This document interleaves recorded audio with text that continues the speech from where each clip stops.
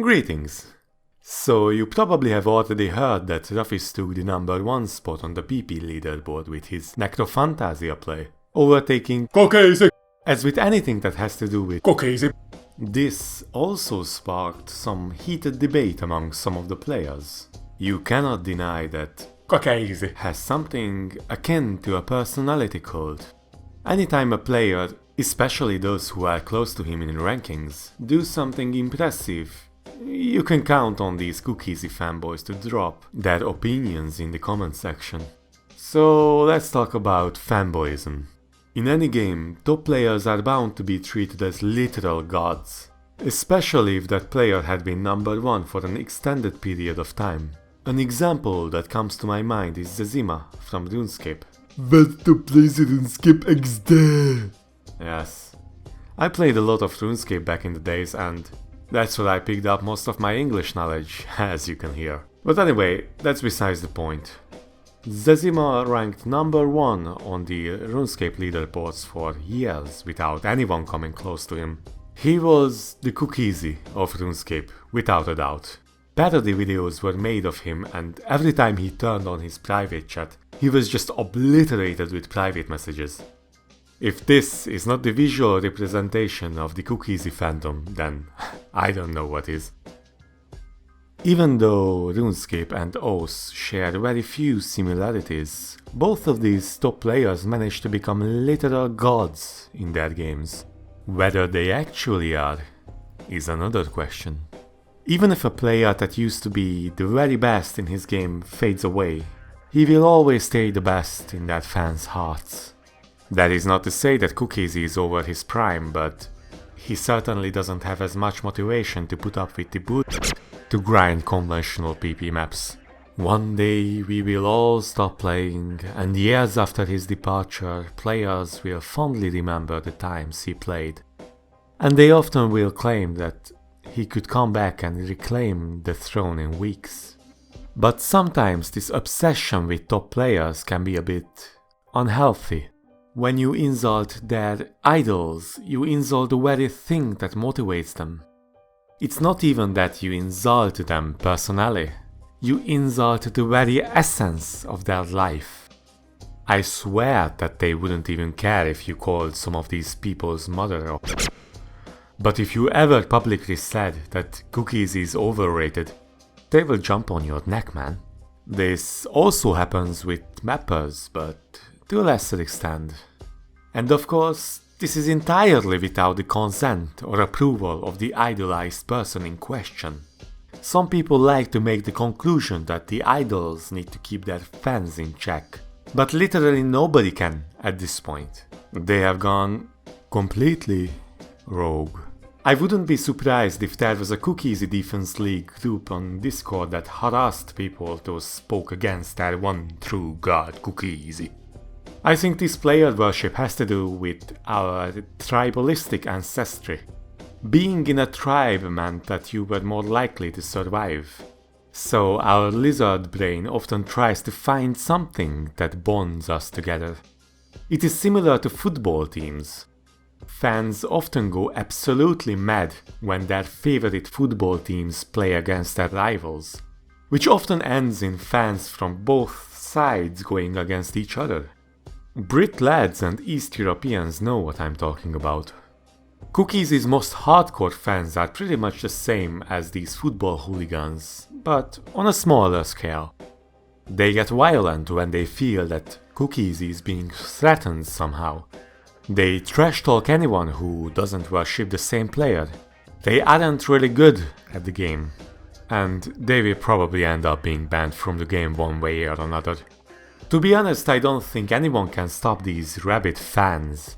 Trying to convince them that their idol is just another human being will just result in their convictions being stronger. You can ban or silence them in-game, but they can still send to players on various other sites, and they will always have refuge on private servers. People have the tendency to regard the opinions of skilled or popular players higher. That is also a very dangerous thing. The concepts should be evaluated on their own merits and not by where it came from. Just because a high-ranked player said something, it doesn't mean it's always true. Their rank only reflects their skill in the current meta. It's literally how good they click circles in a certain way. Likewise, popular mappers don't always have the best ideas about mapping. Their popularity often comes from being able to rank a lot of maps over the years. When players complain about mapping, they might have valid points. After all, they are the ones playing the maps mappers map. Although ideas should be weighted on their own merits, it is hard to not have any bias. When players, those barely touch the game, try to argue with experienced players on certain topics, it is very hard to side with the newbie. Although I am not arguing for giving inexperienced players more credit, but rather for giving popular players and mappers less, since their opinions are often overvalued.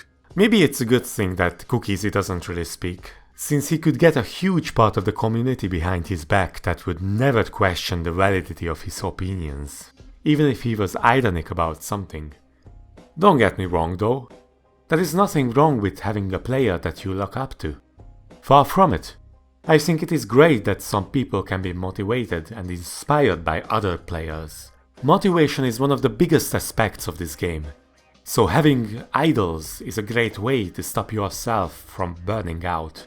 That brings us to the second part of this video.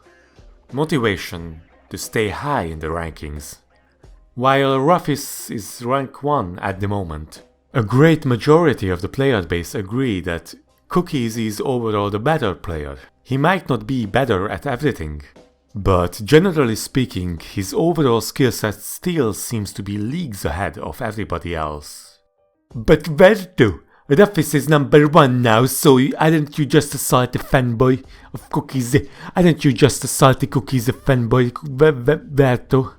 Ah? Huh?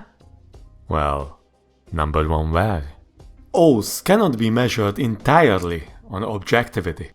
So naturally, a single flawed ranking will never give a unanimous consensus on who is the better player. It is not like Overwatch where there is a clear winner and loser in each game. Even there it is hard to measure individual skill, as sometimes inferior individual players can beat a team made of better players due to their superior teamwork. Some people consider tournaments a better indicator at deciding who is better, but the scoring system and the map pools often cannot really measure skill precisely either. As for PPV2, well, it has the problem that it lumps together every aspect into one number at the end of the play. Players those excel at one specific skill will always be ahead of players that have balanced skill sets. That is because PPV2 doesn't consider your weaknesses. It only cares about what you are good at. But even then, the lifetime of a top player is quite short. It takes tremendous motivation to keep putting out high PP scores, especially since there has been a PP mapping meta for years now. When you have to grind the same type of maps for 2 years straight while you were already burning out from 6 years of playing, then you might just say and let other, newer players overtake you. After all, Oaths is just a game. Unless you are among the very few people who can earn their living from the game, forcing yourself to play a certain way despite not enjoying it is a very bad idea. And for what? A higher rank that doesn't truly represent your skill anyway, but only the amount of effort you put in grinding out those high PP scores? Of course, not everything is black and white. You cannot climb in rankings without skill. Not even in score rankings, believe it or not. But the bottom line is that skill in itself is not enough to be high on the rankings. It requires effort as well. I can't wait for 6-digit players claiming that they are 6 digits only because they don't put in any effort in farming. Yeah, right. It's not like you need any kind of effort to climb at that level anyway. You literally just need to play more. We are not talking about you. We are talking about actually skilled people. So anyway, what do you guys think? Do you have a solution against toxic Cookiezi fans? Are you motivated by your favorite top players? Let me know in the comments. I'm sure you'll do.